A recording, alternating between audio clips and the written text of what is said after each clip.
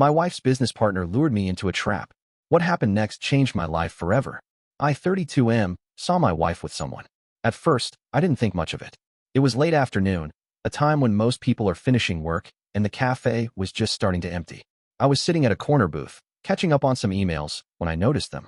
She was sitting across from a man, talking animatedly with him.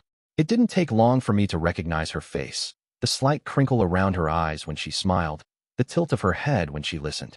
What I didn't expect was the way she was leaning in, her hand resting on the table, just inches away from his. I couldn't hear the conversation, but the dynamic between them was different. It was something about the way they looked at each other. It wasn't casual, wasn't strictly business. There was a warmth in the way he watched her, the soft smile on his lips. I thought back to the past few months.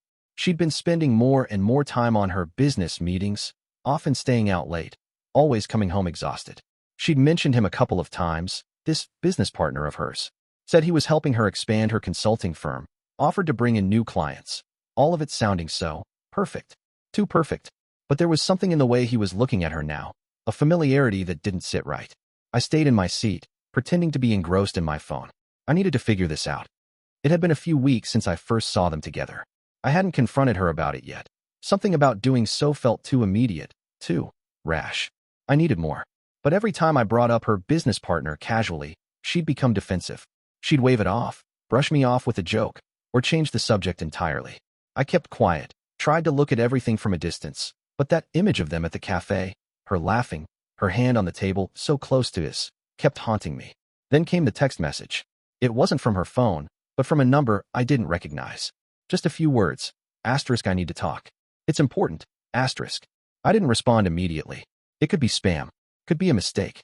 But after a few minutes of pacing back and forth, I gave in and replied. Who is this? The reply came almost instantly. Asterisk, it's him. We need to meet. Can we talk? Asterisk. My pulse spiked. I didn't know what I expected, but it definitely wasn't this. It could have been him. The business partner she had talked about so much, the one I had never met. There was a strange, unnerving feeling in my stomach, like something was about to unravel, something I wasn't prepared to see. I agreed. We set a time to meet at a different cafe. He was already there when I arrived, sitting alone at a table by the window. He looked like your typical professional, well-groomed, dark jacket, sharp tie. But there was something about him, something in the way his eyes darted around when he saw me walk in, that felt off. I sat down across from him. We stared at each other for a moment. You're her husband? He asked, his voice calm, but with an edge. It was like he was trying to read me, sizing me up, figuring out whether I was a threat or not. I nodded. And you're the business partner? His lips curled up in a tight smile. I am. Why did you text me? He looked over his shoulder briefly before leaning in closer. You've noticed something, haven't you? I swallowed. What do you mean? He sat back, crossing his arms. You've been suspicious. Of me, of her, of us. I get it. But you don't know the whole story. I felt the tension building between us, his words already planting a seed of doubt, but I didn't want to jump to conclusions. Why don't you just tell me everything then? I said, my voice low. What's going on? He hesitated, his eyes flicking to the door one more time before meeting mine. I never meant to hurt her, and I never meant to hurt you. But we, your wife and I, are in something deeper than you think. She's not just consulting. She's been working for me. For us. It's complicated. Complicated. I repeated, my chest tightening. What does that mean? What are you talking about?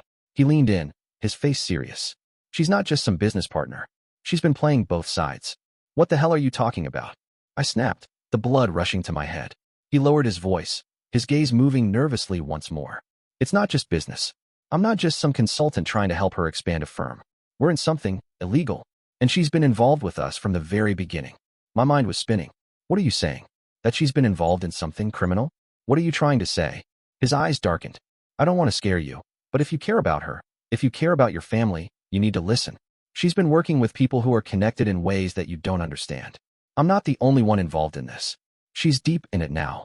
The words hit me like a ton of bricks. I was trying to make sense of them, but the reality was too much to wrap my head around. Was it possible? Was she really involved in something like that? Why are you telling me this? I asked, my voice barely a whisper. He looked at me for a long time before responding. Because I need you to get her out. It's gotten out of hand. She's been under pressure, and there are people she owes things to now. People you don't want to meet. You need to talk to her, and you need to get her out before things go too far. Update 1. I couldn't just leave it at that. I had to talk to her. But when I got home that night, she was already there, sitting on the couch, flipping through her phone like nothing had changed. Like everything was still normal. I stood there, watching her for a moment, trying to find the right words. Finally, I just said it. I met with him. She looked up at me, and her face shifted. Not in fear. Not in panic. Just resignation. You met with him? She asked, her voice barely above a whisper. Yeah. I could barely get the words out. What the hell is going on? What's this about? What he said? The illegal stuff? Her face didn't change, but her eyes darted around the room, avoiding mine. For a long time, neither of us spoke. Finally, she set her phone down and looked at me. I didn't want you to find out like this. Then what? You were planning on telling me eventually? I asked, my frustration mounting. It's not that simple, she said softly, her voice breaking. I never meant for it to get this far. I felt the tension crackle between us. My head was spinning, my heart racing. What are you saying? What did you get yourself into? She closed her eyes for a moment, like she was trying to summon the strength to speak. I wasn't always honest with you. The firm, the consulting business, it started as a cover for something else. I didn't want to involve you. I didn't want you to know. Know what? I said, a sinking feeling gnawing at me. Her voice faltered. I've been laundering money. It started small, just a few clients who needed help, and then it grew. It wasn't supposed to go this far. But then I got deeper. And now there are people I owe. People who what? I demanded. She shook her head, tears pooling in her eyes. Who will hurt us if I don't deliver? They know everything. They're watching us. Update 2. It's been a few days since that conversation. She's been distant, almost like I'm talking to a stranger. I don't know what to do. The whole thing feels like a nightmare, like I'm stuck in someone else's story. I've tried asking more questions, but she keeps avoiding them. And that man, the business partner, he's been calling, texting. He's trying to push me to do something, to make her leave. But I don't know if I can trust him. I don't know if I can trust anyone anymore. Update 3. I've decided to confront her again. This time, I'm going to get the truth, all of it. I can't keep pretending like everything's fine, not when it's clear that it's all spiraling out of control. I'll update once I've spoken to her. I just need to know if I'm even safe.